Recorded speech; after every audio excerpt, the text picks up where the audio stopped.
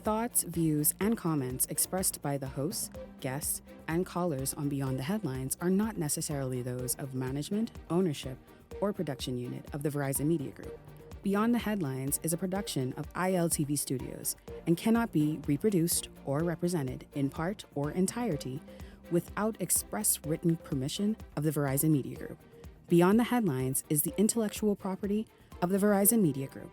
Copyright 2021.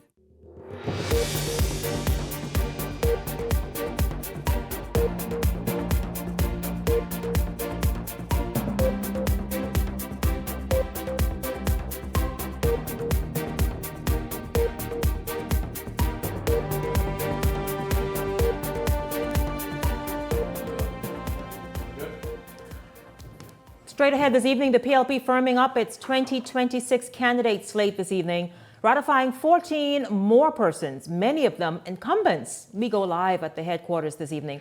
A question for you. With so many incumbents being ratified on the governing side, what does it say about how the government performed this term? Also tonight, FNM leader Michael Pintar joining in with his chairman, Dr. Dwayne Sands, calling for Clint Watson to resign from ZNS.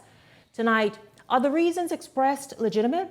This is Beyond the Headlines. Good evening. I'm Shanique Miller. It's great to have you along this evening.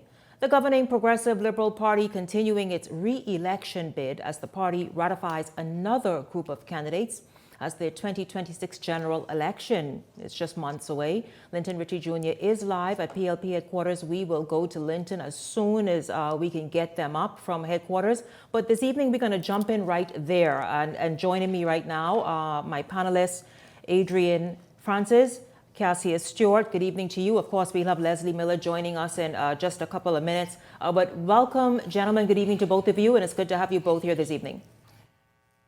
Good evening, Shanique, and my good friend Cassius Stewart, my very, very good friend. Love you, man. You know I love you. Coming all the way from Grand Bahama. I just want to say good evening to Bahamas, and listen, I'm so glad to be in Grand Bahama. People in Grand Bahama say they love you, Shanique.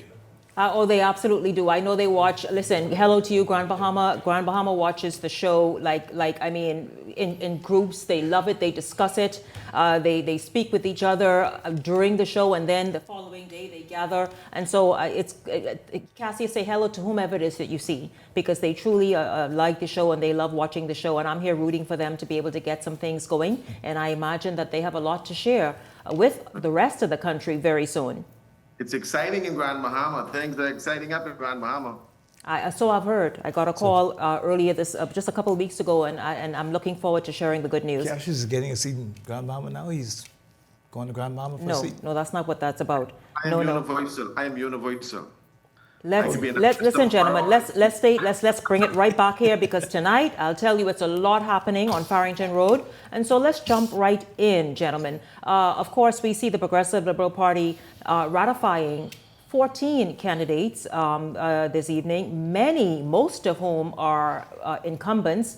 Gentlemen, I want to talk about, what does it say when the party, normally you would see sort of a shuffling of the deck, sort of a dropping away and falling off of some incumbents to bring on new faces, new energy, persons who they feel perhaps would guarantee a better victory for them at the polls. But this time, this Progressive Liberal Party is saying, listen, many of the incumbents are deserving of a second chance, and this is what they are showing this evening, and they have shown before with the others who were ratified during the first tranche. But let's just talk about the incumbents that were ratified.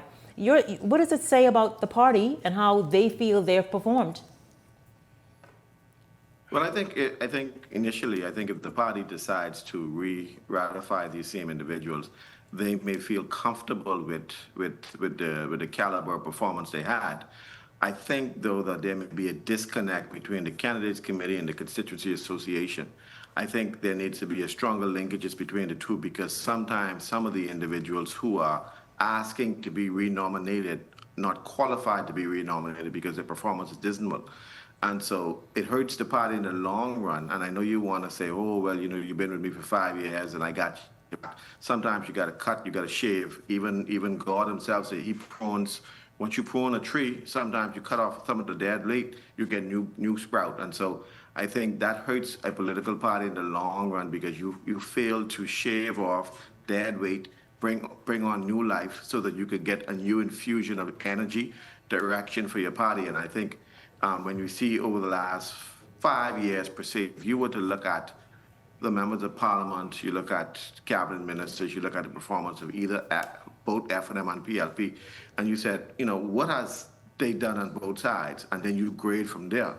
This person has done good, this person has not done good. Let's get rid of this one, let's bring somebody in new. And I think that's where they fall short now. Well, I want you, Cassius, I want you and Adrian to really talk about who falls short and who perhaps are the weak links on this sort of newly ratified team that's shaping up before our eyes. But before you jump in, let me, according to what we know unofficially, until we hear from Linton Ritchie, who are tonight's newly ratified candidates: Kirk Cornish, North Abaco; Bradley Fox, Central and South Abaco; Leonardo Lightbourne, North Andros; Wade Watson, Baines and Grantstown; Patricia DeVoe, Baintown; Sylvanus Petty, North Eleuthera; Clay Sweeting, Central and South Eleuthera; Wayne Monroe, Freetown; Lisa Ramming, Marathon; Ronell Ambrista, Michael Halkitis, St. Barnabas; Owen Wells, St. James; Dr. Michael Darville, Tall Pines; Zane Lightbourne, Yamacraw. Who there is the biggest surprise or shock?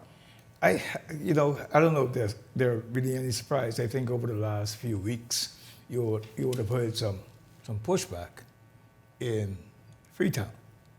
You'd have heard some pushback in Freetown, but for the most part, it's very difficult for a sitting cabinet minister or an incumbent to just be displaced based on the ambitions or the passion of someone else.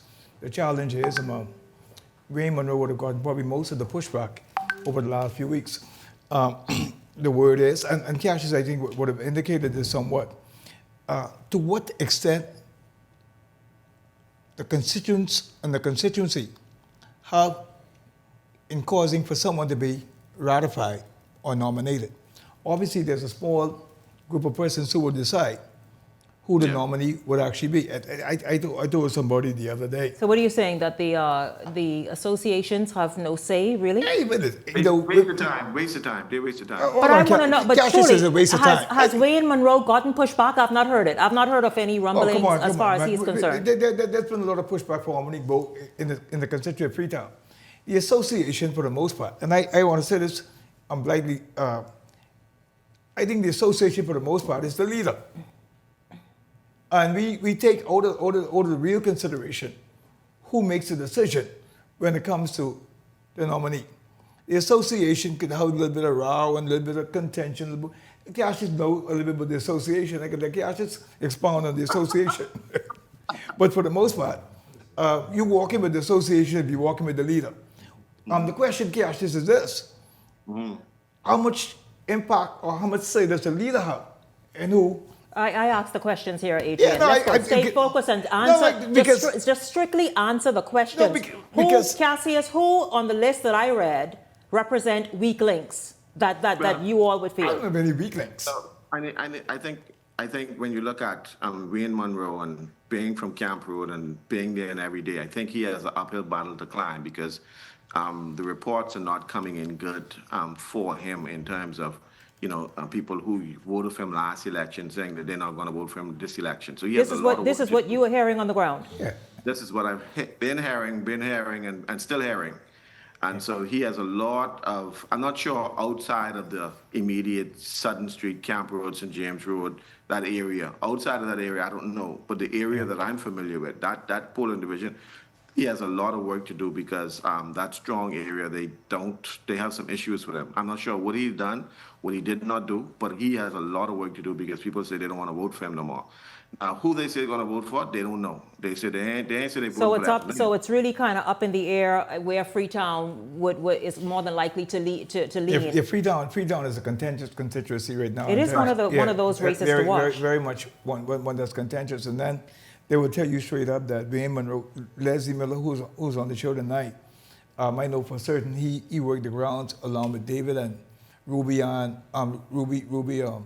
Sanders and Monique Bowe. The last election process, they would have worked that constituency to pieces. But Wayne Monroe, according to the people on the ground in that area and persons who came out to rally against him just night before last, said that Wayne Monroe is missing in action. But that's who the party wants. And So so who what else? the party wants, the party gets. Who else is? There's a question mark. You would put a question mark next to their name. I don't know. I'll tell you that. Talk, Major Man, don't be scared. Be scared of what? You know, the reality is, last week we talked about the constituency of Marathon. I came through Marathon before I got here today, and there are some persons who were telling me that I was a little bit rough on Lisa Rami last week. But the truth is, there's a cadre of persons who have a Marathon up in the air, but Lisa Rami, according to others, seems to be very strong. And so you're getting mixed reviews with Lisa Rami. You cannot represent a constituency like the Bain and Grandson constituency. Wade Watson has probably done more work in his constituency than anyone else, but he's not a cabinet minister. You need money to be in those kinds of constituencies.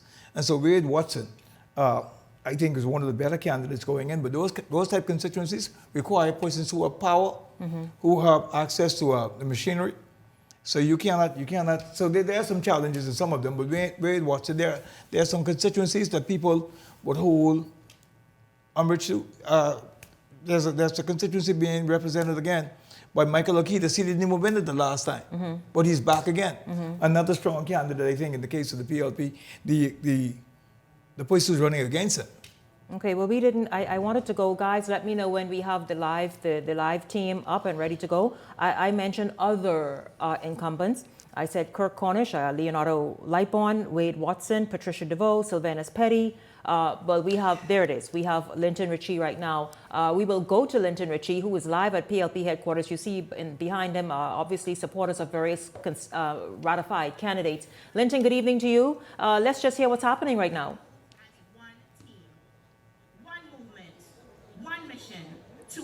Good evening, Shanique. That's right. Coming to you live from Decision Night here at the Linden Pinland Center, where the Progressive Liberal Party has relaunched their election bid. Of course, the second time around, where we're seeing another group of candidates be ratified. Some 14 candidates. Just a few moments ago, before we ran up on this live coverage, we saw Kirk Cornish, the incumbent for North Abaco. He was first up on the stage, and now off to my left, we see newcomer Ronell Ambrista.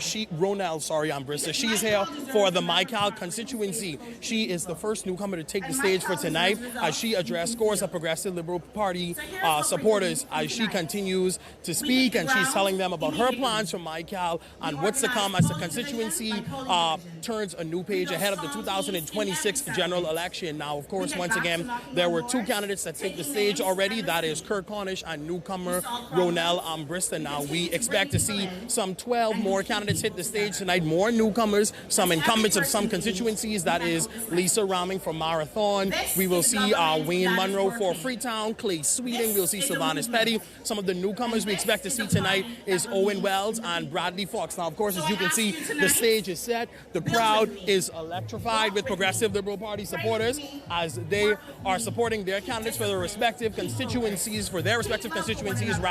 here tonight. Now, of course, you will come back to us in a later live drop when more is going on. But for right now, Ronell is wrapping it up on stage. And tonight, the re-election bid continues for the Progressive Liberal Party. I'm Linton Ritchie Jr. sending it back to you, Shanique. Take a look for yourself. Thank you so much, Linton Ritchie, and I'll tell you if he has another drop for us during this segment and the next, we will certainly go to Linton Ritchie, which you saw a moment ago, as the Progressive Liberal Party's ratification night that's happening right now at PLP headquarters on Farrington Road. He mentioned Cassius and Adrian Ronell Ambrista. I think that's her first name. Ronell Ambrista for Mycal. What do we know about her? Ronell Ambrista is the granddaughter of Ronnie Ambrista, the music artist, and she is a tech person. She's an app creator.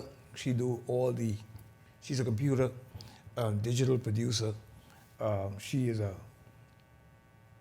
been around for a minute in terms of wanting to get involved in the political process. It's interesting that she chose Mycal because I don't know Ronell to have any kind of real roots in Mycal, but she began to work the constituency. She began to go back and forth for the last, I think, 2 to 3 years. So she's been integrated somewhat in that community. And so the word on the ground in that constituency, of course, Mr. Karen would have gone inside there also. So there was a jostle between who was going to get who's going to get the nomination in that regard. And Ronell, for some reason, I don't know whether it was a photo finish. Nevertheless, Ronell and Bristol came out the person to represent that constituency. Your thoughts, Cassius? Well, you know, I have deep roots in my Cal constituency, and I do know that, Adrian, you're looking at me funny, but of course, my father-in-law was the member of Parliament. Of course, my wife is from my Cal. I have good family in Inagua, so all my Inagua people, I love you all. They watch us all the time too, as well, Shanique. Hello, and, Michael. you know, what's interesting with Karen is that people who were supporting the FNM said they would have voted for Karen. The PLPs and the FNM would have voted for Karen. Now, I don't know this lady. I don't know anything about her. But what I did hear from her was in good communication in terms of people connecting with her. So if she's on the ground now, she got a lot of work to do to connect to people. But Karen has already laid the groundwork. If she can get him to endorse her, to walk with her, to strengthen her, then yeah, she could pick up some of the support he had. But it would have been an easy win for the PLP if Karen was their nominee. Yeah. But if he now endorses her, then she could probably take it over the line, because I mean, right now I don't think the FNM has any strong candidate down there, and I don't think nobody wants the FNM down there. We have to be careful, because for the most part, even with candidates, the brand is very heavy, and people are more voting for the brand. And I know Ronell a little bit. We've done some work together in the past. But people are brand heavy, and so you're talking person voting for the brand sometimes more than the subject. And most of these persons who are being ratified, they have to be careful this time around to do more work in their constituencies. Because you have to become synonymous with what you're being called to do. I think many of them have, Adrian and Cassius. I think they have, and you're right about the brand. That's what people want. Yes. People now, Bahamian voters are now have become more discerning and requiring more. And so you're right when you said a Robert Karen resonated hugely throughout Michael, across the political divide. And so, of course, that's a race we will watch. But I'll tell you one we're looking at now. Clay Sweeting, too, was ratified this evening for Central and South Eleuthera. Of course, guys, people are saying that he has made an impact as an incumbent and as a sitting member of Parliament. This video went viral all yesterday and today. Take a look. Nobody who can take my place. Nobody who got something to say. Everybody who gonna say it to my face. Nobody.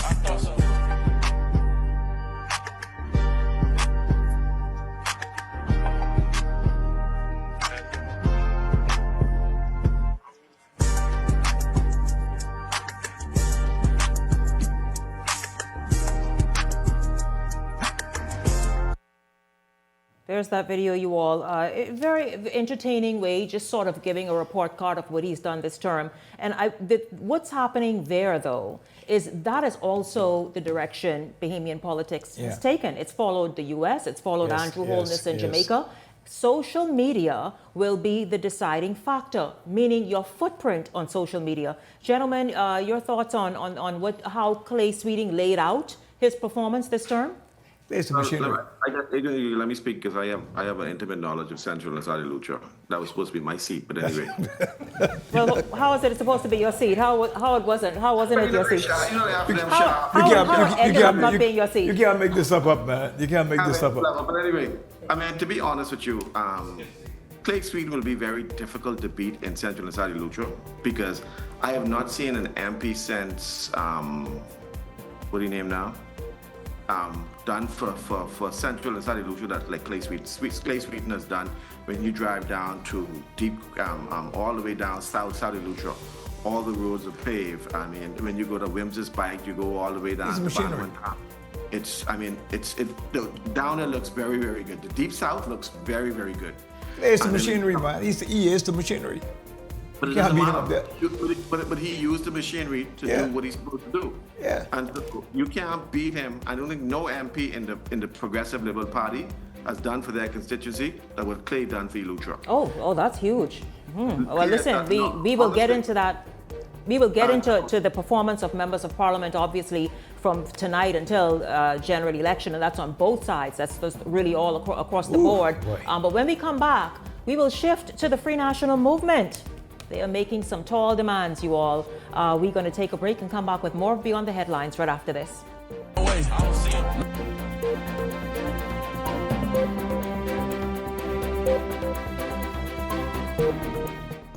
January means business.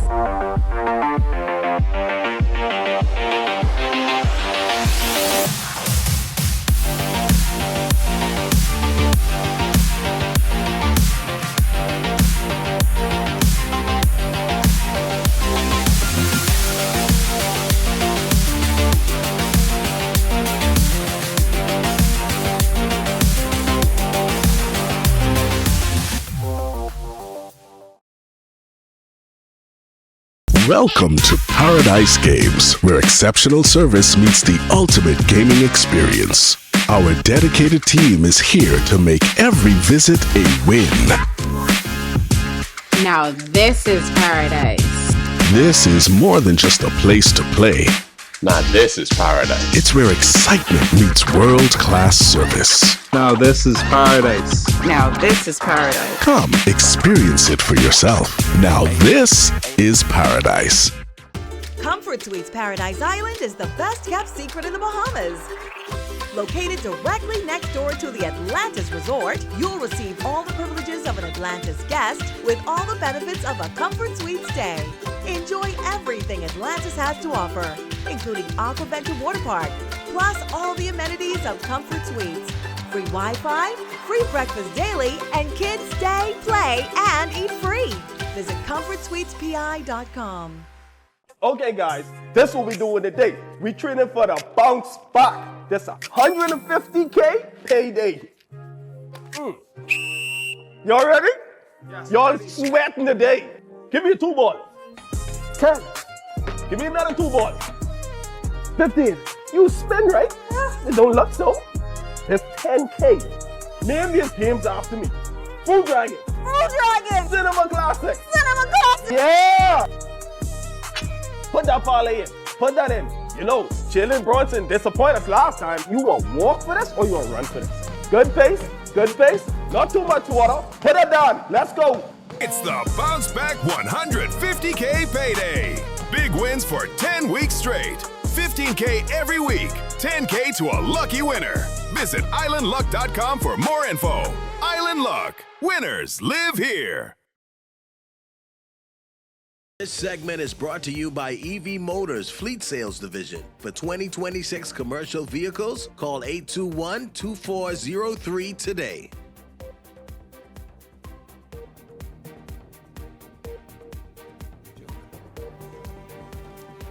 Welcome back to Beyond the Headlines. I hope you all are tuned in and taking notes and seeing who is where and how they are, because listen, when temperature check returns, we're going to get into each constituency, each candidate, measure them, including the incumbents, and we'll see exactly how things are shaping up as we obviously stare down the next general election. Meanwhile, though, opposition Free National Movement leader Michael Pintard says he stands by party chairman Dr. Dwayne Sand's call for the removal of ZNS General Manager Clint Watson, who is a Progressive Liberal Party aspirant for the Southern Shores constituency. Pintard accuses the government of poaching journalists for political gain, arguing that Watson's position at the Broadcasting Corporation gives him leverage to influence news coverage. Having gutted so many of the media houses by seeking to hire the persons to work in various ministries so that they could tell a better story rather than do a better job. The reality is Clint Watson presides over a corporation that's competing with private enterprise who are struggling for their life. You should not have a political figure who influences the direction of news, who clearly has indicated that he intends to run for a political office. You should not have him presiding over that. Are we short on talent? You've hired most of the talent in the country. So you don't have enough talent to deploy in the position that he presently holds. And so, again, you know, the bias runs deep in this administration, and it's most unfortunate. Well, certainly I don't see him shaping news or managing the process, but as far as I know, Ms. J. Philippe has not been ratified by any particular party as yet. We hope he would be ratified and ratified soon, but he hasn't been. So the question doesn't arise.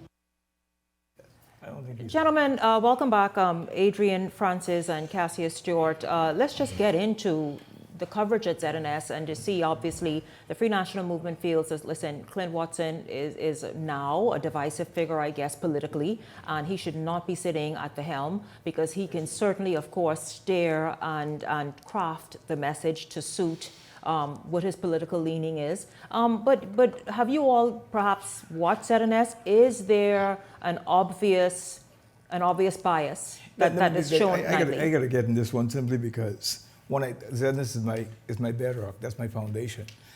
If Michael Pintard or Dr. Dwayne Sands can present a story or present a situation that they can point to political bias or leaning, then I would entertain the conversation. Don't call Jay Philippe and don't call Jamal Morse names if at the end of the day you're not prepared to ask them who are also aspirants to resign. If they can point to particular stories that cause for it to lean. Now, should Clint Watson be in the position that he's in while he's an aspirant? I believe there's no clause that would cause him to resign today. But once he's nominated, I anticipate or expect him to resign. Nevertheless, though, if they can point to any particular thing, any particular story, or any particular thing that he would influence as general manager, then I'm with them. But they are coming. It's politics, man. Come on, it's politics.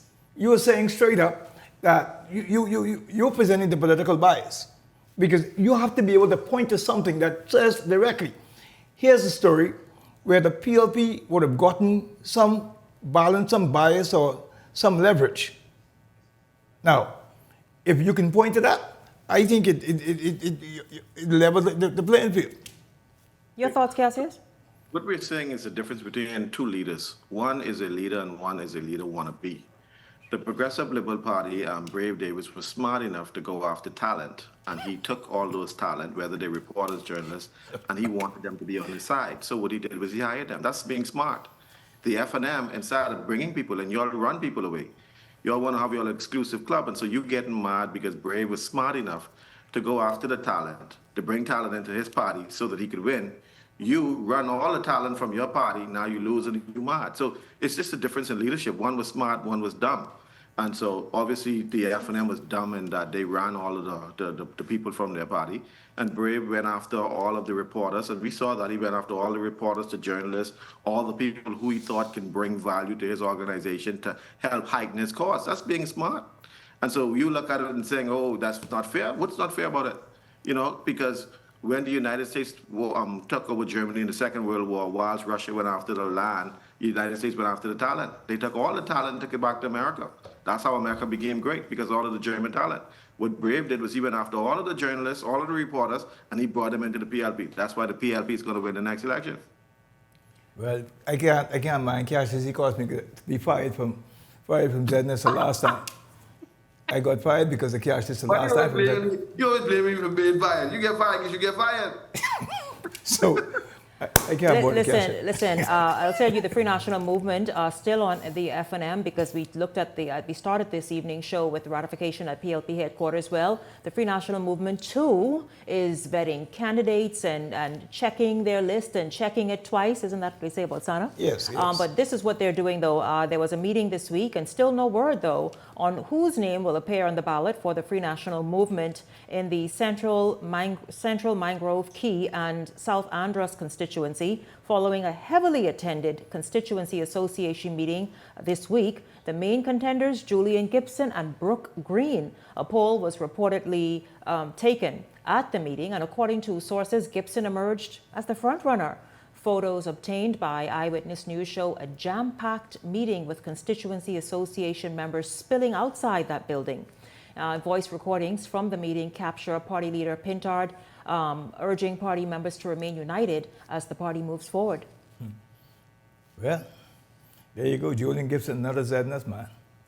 So, Julian, like I said, Julian has been out there. He's been on the field. Julian is more vocal, more popular, and if the party wants to push the needle forward, they would be wise enough to go with what the poll says. In Central and South Lutra, there was a poll taken. I won the poll. They decided they want to deal with that. And you ain't gonna let this go. What happened, Cassius? What happened? He's hurt. Cassius, what happened? He's hurt. What they did in Central and South Duluth. I'm not stupid. Don't think it's not hurt. It's not being stupid. You can't spit on me and expect me to say I'm happy. I'm not happy. You can't treat me like I'm not a human being and think I'm supposed to follow the party line. That's not how I operate. Now you might operate like that. No, I wouldn't. I am a human being, and if you do something against me, I can tell you, and I'm telling the story. But in this case, Julian is a good guy. If the party wants to push the needle forward, listen to the constituency and listen to the constituency association, follow the results, and move forward with Julian. What I'm realizing from these associations, from all these persons who claim that they would have gone through all this process with the association versus the corporate head of the party, people are getting mixed messages. Cash has got a message from the association. People get, and it happens in every party. I was a part of something way back in the day with Sir Lyndon when O.B. Ferguson was supposed to get the nomination in Actors in Cricket Island when Dr. Franklin Joaquin got the nomination. I saw a big grown man cry because in these situations you have to be able to put on your big boys pants and get ready because you can get disappointed.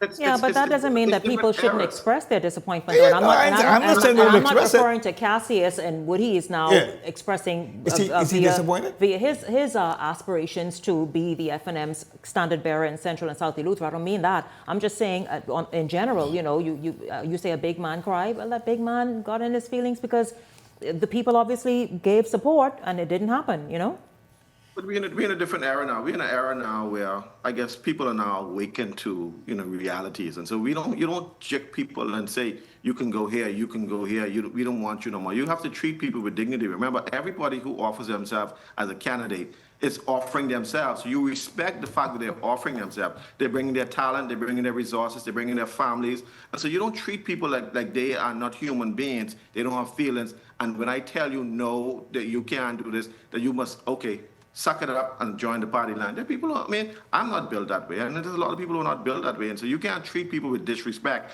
and expect for them to respect you. And so with the constituencies and like I said, and we're talking about Central and South Andres, for me, I think Julian has been on the ground. He's been working, he's been toiling, he's been trying to get the nomination. If the people say give Julian the nomination, Julian will be the better one in Central and South Lucha than anyone else. Well, meanwhile, gentlemen, is it a plot to sabotage the voting percentage, just as it may be personal ambitions for vying for public office? That's a question, by the way. Okay, it arises, given this election, there could possibly be an interesting dynamic developing of individuals taking matters into their own hands after being rejected by their own party. Here's Jose Etienne, and then we'll talk about it. The governing PLP, opposition FNM, and alternative COI are looking to lock in their slates as the battle for the ballot box heats up. But there are lots of chatter surrounding the major party slates, conversations that are causing a stir on which incumbents and hopefuls will go against their party for their own political ambition. It comes as one politically affiliated hopeful has already launched his independent campaign. Andrew Blue Johnson, an FNM supporter still gunning for Freetown, after he and his support base watched with disappointment when the party chose young businessman Lincoln Deal as its candidate. While he may not end up being the only independent candidate to contest the upcoming general election, he remains the only individual to lay his cards on the table. Others have stonewalled about their political future. The latest among them, Southern Shore's Member of Parliament Leroy Major, who's been frozen out from his party. I want you guys to watch the road. Watch the road. I haven't said anything, I haven't made any statement in reference to me not running in Southern Shores. At this juncture, he seems to be the only PLP official who's seemingly at odds with his party and might make a move that could hurt his team. Meanwhile, in the FNM, at least two men seem to be at a crossroad with their party after they themselves were sidelined. The one who tops that list is former Prime Minister Dr. Hubert Minnis, who continues to insist that I will win. Let's leave it as that. I, capital I, will, capital W-I-L-L, win, W-I-N. But political critics accuse the longtime Killarney MP of talking in circles without cutting to the chase. Will he run independently or not? Of course, if he does so, the FNM's constitution clearly states that the party would sever ties with its incumbent MP. And then there's Renwood Wells, former Bamboo Town MP, who's also plotting a political return of his own after the FNM dashed his hopes, giving party chairman Dr. Dwayne Sands the Bamboo Town constituency. The next election, my name certainly will be on the ballot, Lord willing, for Bamboo Town. But like Dr. Minnis, Walz isn't being blunt about his next move. Unlike Halson Moultrie and Frederick McAlpine, who both launched a failed independent campaign in the 2021 general election after cutting ties with the Minnis-led FNM. The time is ticking until they break their silence. Jose Etienne, Eyewitness News. Those are certainly some noted independent candidates forming. Your thoughts on the difference they will potentially make? Well, I think go ahead, Cassius. Dr. Minnis needs to press the gas now.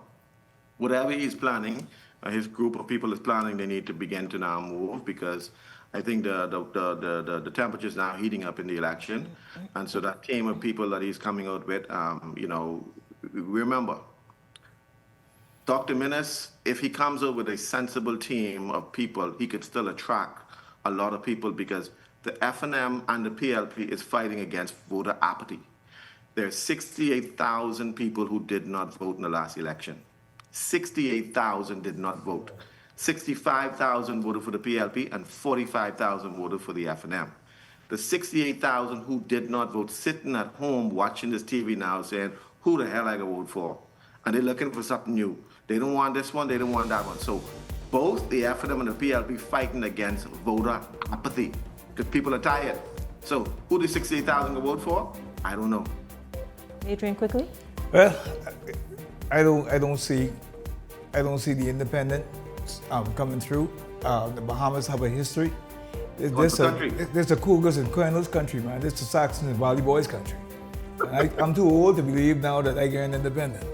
I can tell you right now. But when we come back, gentlemen, take note of this one. When we come back, Robert Caron withdrew from the Michael race last week. Well, tonight, he is here to talk about why he withdrew and what's next. We're backward after this.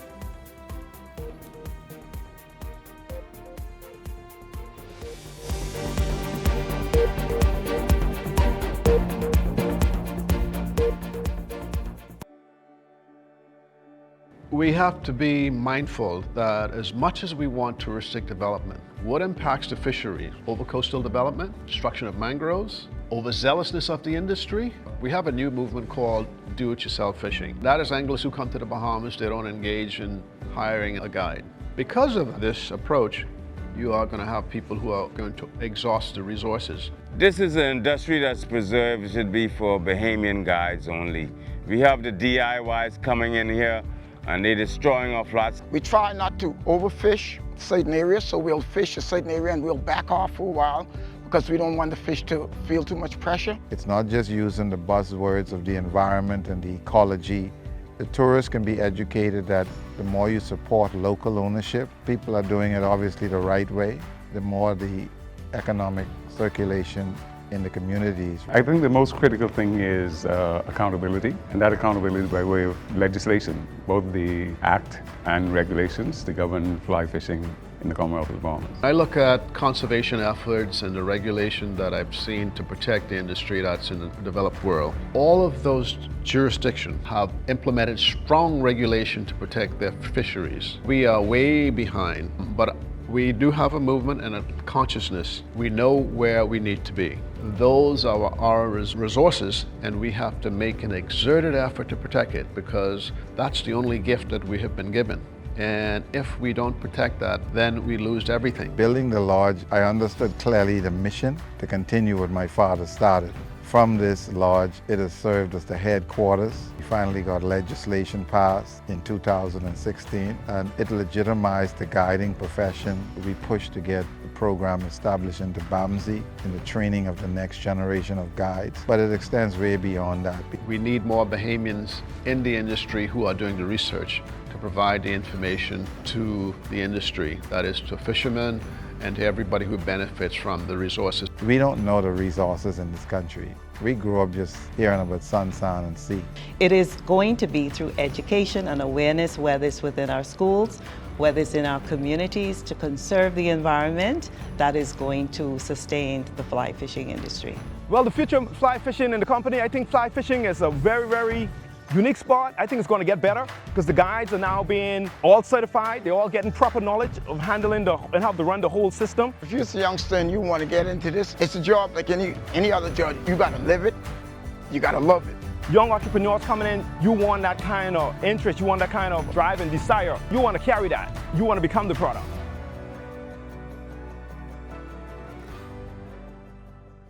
So you want a space. But not just any space. You need something with a little more potential. So how about 1,000 square feet of room to play with? Superb audio and video production capability, digital LED wall, full lighting grid, and about 124 seats to accommodate a full studio audience with so many other features. Make us your home for your next concert, conference, and so much more.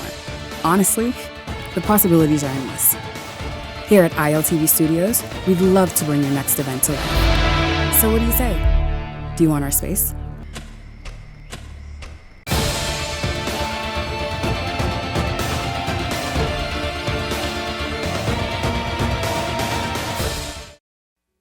This segment is brought to you by EV Motors Fleet Sales Division. For 2026 commercial vehicles, call 821-2403 today.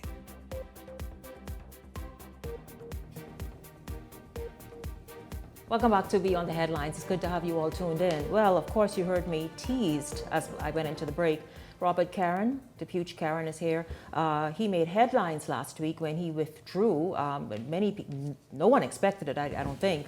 Just based on how it went viral very, very quickly. When he withdrew from the MyCal race, of course, you know, he too was seeking the nomination for the Progressive Liberal Party in the MyCal constituency, but withdrew. Well, this evening we are here to ask the question. I know he explained and he said, you know, potential conflict of interest and business and other things that he has going on, but truly to hear from his mouth this evening, why did he withdraw?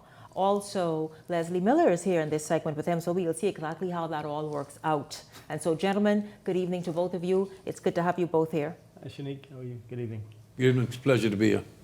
Robert, I imagine your decision is settled now, and so you can perhaps look back and really speak with a bit more clearness. What led to your withdrawal after, as you heard, I think it was Cassius say and Adrian, that you enjoyed quite the support in MyCal, but then you just up and decided, you know what, I'm going to end my pursuit of being the nominee right there last week. Yeah, well, thank you. Thank you for having me. And hi, everyone. Good evening, MyCal residents. It wasn't a decision that I really came to haphazardly. You know, I went down there. I love those islands. I've listened to the hardship, experienced them for my whole life. And but it came to a decision. You know, John F. Kennedy had a saying, it's not what your country can do for you, sometimes it's what you can do for your country. And when asked if I could undertake some negotiations on behalf of the government, not the project, but behalf of the government, to help them with some of the challenges they face in regularizing the overfight fees, et cetera, et cetera. You know, my mum, you know, the Right Honorable Eileen Karen, a lawyer of 70 years, said, son, you know, you might have some conflicts coming up here. And having discussed that with the Prime Minister and stuff, you know, when you make a choice about a personal commitment and then something to do for your country, I think everybody would have to agree that sometimes you have to do something for your country, and it came down to that decision. But I want the people in MyCal to know one thing, Shanique, I'm not leaving. I go down there tomorrow. I'll be in Meguana on Saturday. I'll be in Acklands and Crooked Island. And I'm not leaving anywhere. The guys in Agua were saying I could run for mayor. There seems to be no competition there, no PLP or FNM. So if you want to put me up for that one, we can have an election tomorrow and we can go for that one. That's a good one. But all fun and games aside, you know, it's been a tremendous honor, and I don't take it lightly for people to invite you into their home, to love you and the support that you've given, and to hear the hardships. I mean, I was down with Mr. Miller down after Joaquin. We toured there together, and saw some of the issues, and some of them haven't been. So I'm going to be right there, every step of the way. Michael and the project, and Patrick and everybody's going to lead the project. The ambulances are here. We just came back from Abu Dhabi. We were negotiating helicopters. So these additional ambulances are here because I know ambulances were in country since December. Yeah, the 6th and the 6th are getting provision. They should be down there next week or the week after. There's 53 more on the way. And then there's helicopters that will be coming. So it's a very, very, very large project encompassing many aspects of not only EMS, but of radars and meteorological weather services for planes primarily. And you know, there's a community outreach program that I'm going to get a large portion of the team involved with. And so we're going down there next week to get contracts for provisioning of the EMS, identify housing, identify areas where we can help. So I'm going to be in a different role, and I want everyone to know that sometimes you have to do something for your country. And I know a lot of people have been saying a lot of things, and you know, I have a thick skin, and you have to take it, as you would well know. But it had nothing to do with any citizenship BS or anything like that. It just really came down to the fact of potential conflict of interest, and you cannot put your party, your people, and your nation in that perspective. If you're going to act honorably or you don't act at all. That's what I've been taught. Well, Leslie, I know many people anticipated Robert Caron being elected and leading the Michael constituency in terms of being its member of parliament. But it seems as though, based on and he's going to get into a little bit more, but Backswin, you heard about the ambulances, and I want to hear about other emergency response like fire engine and preparing people to be volunteer firefighters or perhaps even brought on as a part of the whole Backswin initiative, that he will continue to serve Michael and the nation. You know, like most of us, I was extremely disappointed when Mr. Caron made that decision to drop out of the race. I thought he would have by far been the better candidate. I said that over and over on this television station. And after hearing what he had to say, you put your country first, and your ambitions become secondary to what is best for the country. And God knows that those far-flung islands are in dire need of financial assistance and upgrading. And I believe that his assistance still, with the company that he has now, that's going to benefit the Bahamas tremendously, he's going to be able to make a contribution. I was happy when he decided to go in the ring, because that would have brought him back to where his precious mother, father, Eddie in the Puch, would have represented. And I was looking forward to that, because he was a wonderful representative for that constituency for many, many years.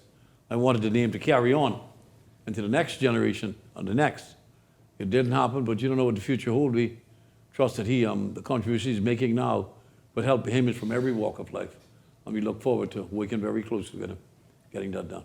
Robert Backswin is really stepping into, and you know, all week, Tuesday, Wednesday, I spoke about the devastating fires we had since last year into the beginning of this year, and sort of what is a less than desirable ability to respond to fires, whether it's in a timely manner or show up fully equipped. The police joined me last evening, the Fire Services Division and its heads there, and they talked about bringing in new and advanced and modern equipment. How will Backswin further help shore up the nation's ability to really get in and help, whether, of course, in aviation, but just communities, and help just ensure that emergency response is where it should be? So that's a great question. So Backswin is not tasked with firefighting per se. That comes under the Airport Authority. But what Backswin is tasked with is providing EMS for aviation, which, as you know, you need ambulances, you need fire engines, you need EMS. And the government, let me just back up a bit, you can have as many airports as you want. None of them will open unless you have an ambulance, which has to take them from an incident to wherever they need to go. You need to have paramedics and stuff, and we have none of them in the islands. You have no life flight capacity. And also what you need is, to avoid this, you need to know where the planes are, you need to track them, and you need to be able to give them weather and AWOS, which stands for the automatic weather observing systems that tell the pilots what's going on at the airports. So the ability to have the capacity for ambulances, we've chosen Response Plus out of Abu Dhabi. We were just with them last week. And their commitment seems to be very strong, and we look forward to developing that. And I think for the Family Islands, I think the one thing you can take it is that this administration will transform the delivery of healthcare. And I've said it before, and I'll say it again. We operate a system of legalized apartheid because our citizens of the Family Islands are second-class citizens at the moment. They do not have the same healthcare. They do not have the same access to systems, and we need to solve that. And I think the Prime Minister is doing an excellent job in his first administration. This is why I support him for the second administration. And with Baxman's help, we have a young team. Michael and Quincy were just in Barcelona. They were named the technology partner of Standard & Poor's. They're going to be speaking at the World Economic Forum, I think, next year, Davos, and announcing their carbon credits platform. So there's all sorts of things, but we have to bring the revenue in because the government cannot keep the support of these islands.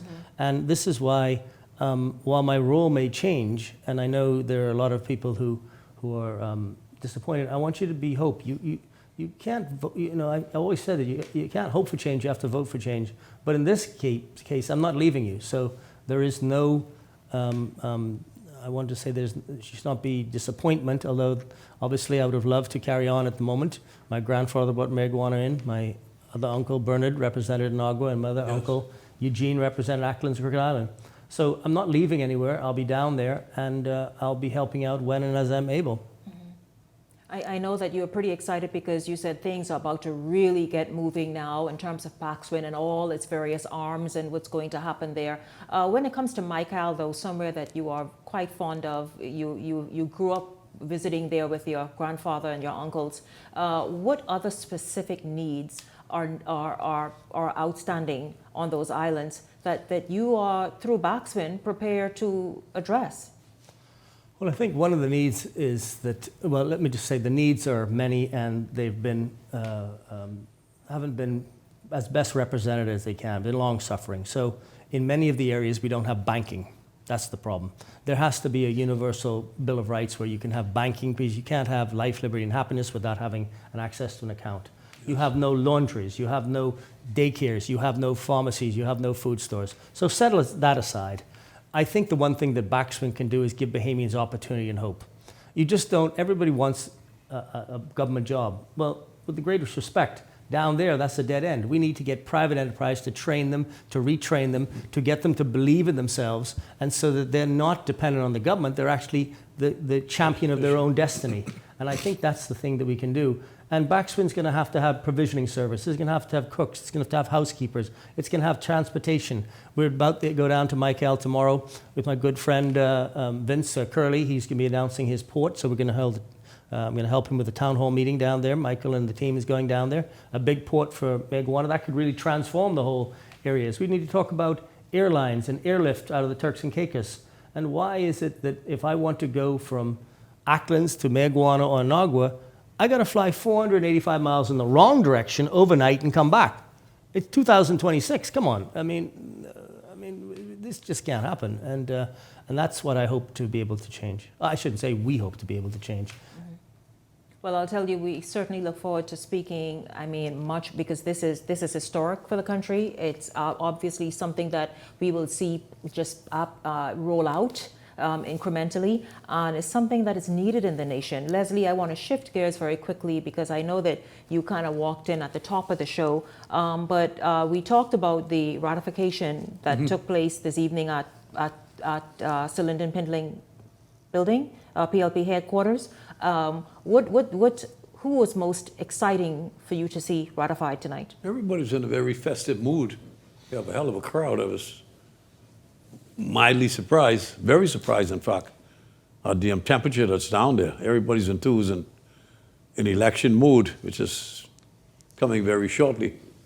And I think it's assembled a pretty good team with the first 14 that's been introduced. In fact, I'm leaving there to go now. He had to go there now. It's a good team. We just need to finish up, get it over with, and get everybody on the road. Because remember, you got to walk them in. So they got a lot of work to do. Showdown. What's happening, guys? I don't know if you were here, actually, when they were talking about Freetown. For some reason, my panelists zeroed in on Freetown. Yeah. Wayne Munro, how is he looking headed to the polls? You know, it is interesting with Munro. In the last election, Munro got sick. He had the virus, spent 3 weeks in the hospital. Adrian Fox called Dave and myself to go and look at the situation up there. We went there, spent about 4 weeks in there, going door to door. The lady who was trying to replace him, she spent about a week with us, maybe a week and a half. And, she knows the people. some respect, but I still think that the current MP is by far the one to get the job done. But you know, he does a lot of things that people are not aware of. He's not one of those persons braggadocious like to say what he's done and make any big deal of it. You know, a lot of people on what's up, he's not. So he does his things in a quiet manner. And I think he's been very effective, and we look forward, Dave and I, as well as Adrian, to go and assist him again. He's going to win. You know, even though the negativity they spread about him, he's going to win again. I look forward to working with him. Well, listen, I look forward to following up with Baxwin for sure. This is something that's incredible, especially given the fact that this week we really paid attention and looked at emergency response in the country. So this is absolutely the greatest news that the nation can hear and look forward to. And Leslie, of course, we will continue to track the general election, obviously the campaign, and each political organization, what they're doing, what they're bringing, what their candidates are looking like. And so obviously, I invite you all to stay tuned, right? And don't forget, temperature check returns, in fact, very, very soon. You know, temperature check, we don't mince words. We don't do no favors. We tell it like it is. And so looking forward to that returning to the show as well. I thank you all very, very much. At the top of tonight's show, my panelists, thank you so much, Adrian Francis, Cassius Stewart. Then, of course, in this segment, Robert Karen, Leslie Miller, thank you both as well for being here this evening. And a big thank you to all of you for tuning in this evening. I certainly enjoyed having you along. I look forward to seeing you right back here tomorrow evening. For the entire Beyond the Headlines team, I'm Shanique Miller. Make it a great evening, everyone.